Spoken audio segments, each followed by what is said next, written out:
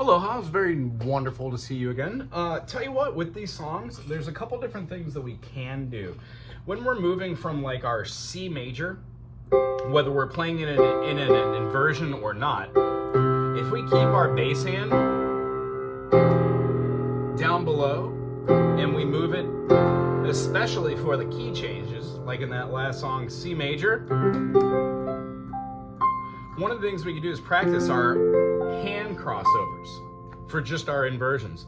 That's one of the things we had talked about, finding C, E, G, C, E, G, and then being able to work our hands up from our pinky, middle, pointer, thumb, middle, pointer, thumb, and then this mechanism keeps moving up. Well, when we go to middle C, that mechanism moves again. I like doing a jump over, which means I don't do a cross under.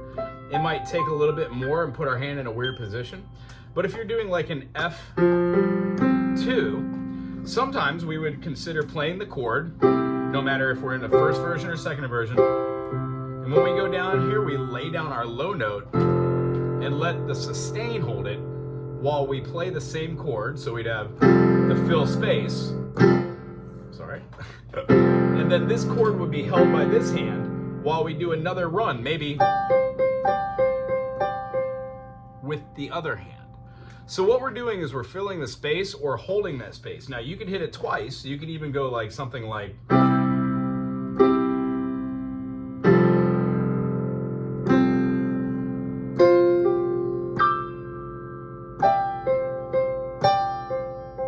the fact that you're in the key of C, no matter what you really hit, is gonna be fine unless they're just really weird ones. If you hit a B and C, sometimes you can't recover from that, or an E and F. However, if you do anything other than a half step, you're generally pretty swell. The other thing I noticed was you're pausing in between. So if you have,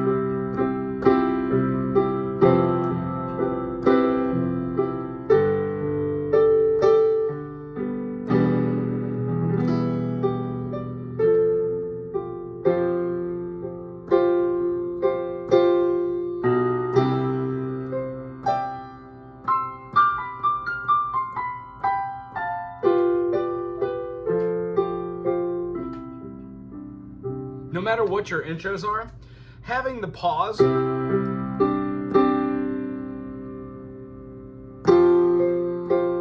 unless it's in harmony, not in harmony, unless it's in congruence with the rest of the band is doing, it might feel a little off. So having a click track is always a good idea if you're the only person listening to it. If you're listening to multiple people playing on the same click track, it then becomes a little robotic in my opinion. However, if you can this week while you go to play, when you're doing your sight reading and you're listening to the music with the interactive tool that cues you, try and look up from your apparatus by just playing the chords that you know, like C and G, feeling that space, seeing how they're the same, 1 to 5. Well, the reason being, G to C feels like a fourth, right? Well, when we go up a fourth, that fourth is gonna feel good. When we play a D major, D, E, F sharp, G, we can see how that same feeling we had is now a fifth for my A. So as we go up the circle of fifths, if you do your C to your D, then your E going up. If we go to our A, there's our fourth, feels the same. I'm sorry, not our fourth, our fifth. See how we're having our hands moving here? There's our empty space. Well, here's our empty space as well. So when we move up and down the progression, what you want to do is have something called the landmark system. It's also for sight reading, but the landmark system allows you to see where your 1 and 5 are, then your 3 on each accord. So if we're going through the process of singing even inversions, you can at least feel that your 1, 5 is now changed. Your 4 is your 5 because going up it's a fifth, down it's a fourth.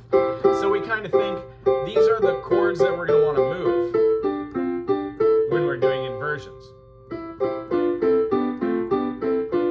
So sometimes we give off to this hand what this hand was doing, so it frees our hand up to do something to the right. I hope that helps by understanding that there will be a basis. So maybe when you're doing the low note, you can play the chord and then hold it again and then do a trill or a fifth. or a fourth, or an octave. Especially fun when you're doing sus chords, especially like the two, because those notes are right next to each other. Anywho, I hope that really helped in your venture this week. I'm going to take another good look at those pieces of music and have them worked out for the one, at least we didn't do. I'll try and Google it to find the song. If you have that song, throw it over to me. Otherwise, I will see you in 2 weeks. A good way that you could practice one of our inter-finger and inter-hand dependency methods is to take the keys that you're working with, like an F major, F, G, A, B flat, C, D, E, and F. Play a fifth to see that you're going to be playing from the F to the C.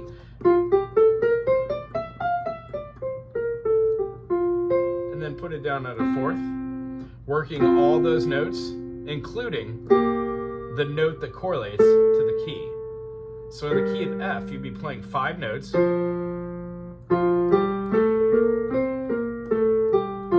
And with our respective fingers, I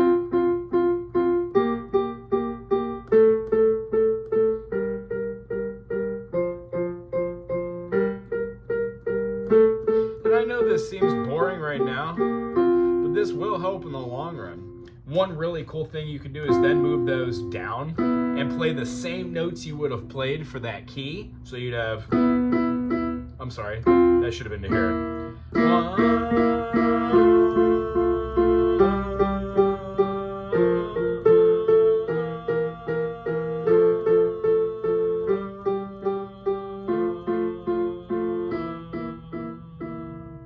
It leaves us in different portions of the F major key, but then you'll find that when you do play like a low F note, that your hands will naturally go.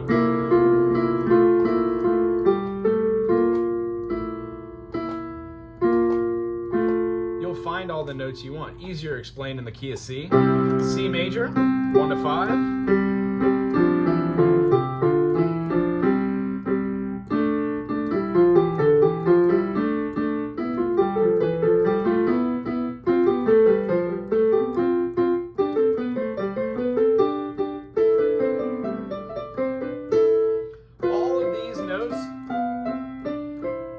Are in the key of C, but they represent all the different modes: Ionian, Dorian, Phrygian, Lydian, Mixolydian, Aeolian, and Locrian. Anywho, it was great seeing you. I'll see you in 2 weeks. Aloha.